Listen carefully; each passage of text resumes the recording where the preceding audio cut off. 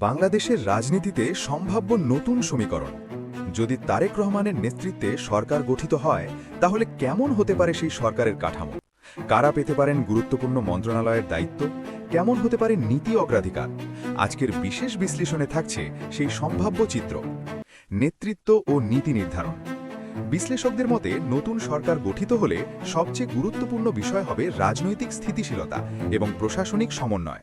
এই ক্ষেত্রে সরকারের নীতি নির্ধারণী ও সমন্বয়মূলক ভূমিকায় সামনে আসতে পারেন মির্জা ফখরুল ইসলাম আলমগীর।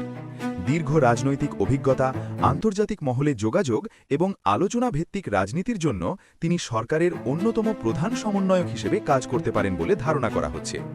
অর্থনীতি সবচেয়ে বড় চ্যালেঞ্জ।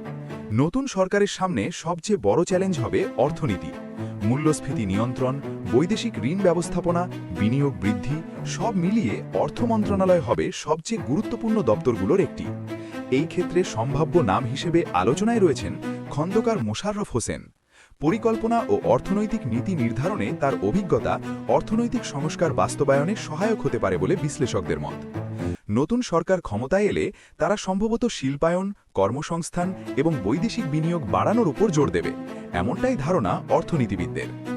পররাষ্ট্রনীতি ও বৈশ্বিক সম্পর্ক। বর্তমান বিশ্ব বাস্তবতায় পররাষ্ট্রনীতি অত্যন্ত গুরুত্বপূর্ণ। আঞ্চলিক কূটনীতি, বাণিজ্য সম্পর্ক এবং আন্তর্জাতিক অংশীদারিত্ব সব মিলিয়ে দক্ষ নেতৃত্ব দরকার হবে। এই ক্ষেত্রে আলোচনায় আছেন আমির খসরু মাহমুদ চৌধুরী। আন্তর্জাতিক বাণিজ্য ও কূটনৈতিক আলোচনায় তার অভিজ্ঞতা বিদেশ নীতি পরিচালনায় গুরুত্বপূর্ণ ভূমিকা রাখতে পারে বলে ধারণা করা হচ্ছে। বিশেষ করে দক্ষিণ এশিয়া, পশ্চিমা বিশ্ব এবং আন্তর্জাতিক অর্থনৈতিক সংস্থার সঙ্গে সম্পর্ক উন্নয়ন নতুন সরকারের প্রধান অগ্রাধিকার হতে পারে। আইন শৃঙ্খলা ও প্রশাসনিক সংস্কার। নতুন সরকারের আরেকটি গুরুত্বপূর্ণ ক্ষেত্র হবে আইন শৃঙ্খলা পরিস্থিতি ও প্রশাসনিক সংস্কার।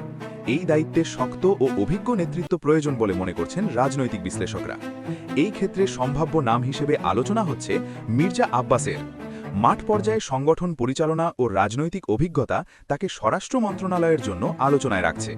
নিরাপত্তা জোরদার, পুলিশ প্রশাসনের আধুনিকীকরণ এবং সুশাসন নিশ্চিত করা এসব হবে প্রধান লক্ষ্য। স্বাস্থ্য খাতের সংস্কার। বাংলাদেশ অন্যতম বড় চ্যালেঞ্জের জায়গা স্বাস্থ্য খাত। সরকারি হাসপাতালের মান উন্নয়ন, স্বাস্থ্যসেবার ডিজিটালাইজেশন এবং গ্রামীণ স্বাস্থ্য ব্যবস্থা শক্তিশালী করা এসব বিষয়ে গুরুত্ব পেতে পারে।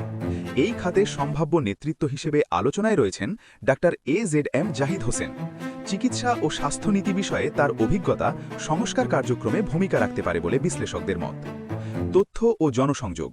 সরকারের নীতি জনগণের কাছে পৌঁছে দেওয়া এবং রাজনৈতিক বার্তা ব্যবস্থাপনা এই ক্ষেত্রেও অভিজ্ঞ নেতৃত্ব দরকার হবে। এই ক্ষেত্রে সামনে আসতে পারেন রুহুল কবির রিজভী। দীর্ঘদিন ধরে দলীয় মুখপাত্র হিসেবে তার অভিজ্ঞতা তথ্য ও সম্প্রচার ব্যবস্থাপনায় গুরুত্বপূর্ণ হতে পারে। নতুন মুখ ও তরুণ নেতৃত্ব।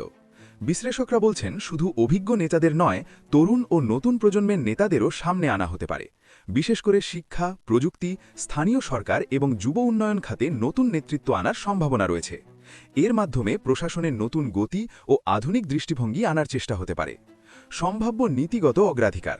নতুন সরকার গঠিত হলে যে বিষয়গুলো অগ্রাধিকার পেতে পারে অর্থনৈতিক পুনর্গঠন, কর্মসংস্থান বৃদ্ধি, প্রশাসনিক সংস্কার, শিক্ষা ও স্বাস্থ্য উন্নয়ন, আন্তর্জাতিক সম্পর্ক জোরদার, বিনিয়োগ বান্ধব পরিবেশ। তবে বাস্তবে কি বলছে? তবে মনে রাখতে হবে এসবই সম্ভাব্য বিশ্লেষণ। বাস্তবে মন্ত্রিসভা গঠন নির্ভর করবে নির্বাচনের ফলাফল, রাজনৈতিক জোট ও সমঝোতা, অর্থনৈতিক পরিস্থিতি, সময়ের প্রয়োজন। উপসংহার। সব মিলিয়ে বলা যায় তারেক রহমানের নেতৃত্বে সরকার গঠিত হলে অভিজ্ঞ রাজনীতিবিদ ও নতুন প্রজন্মের সমন্বয়ে একটি ভারসাম্যপূর্ণ মন্ত্রিসভা গঠনের চেষ্টা দেখা যেতে পারে। অর্থনীতি, কূটনীতি ও প্রশাসনিক সংস্কার এই তিনটি ক্ষেত্রই হবে সরকারের মূল ফোকাস।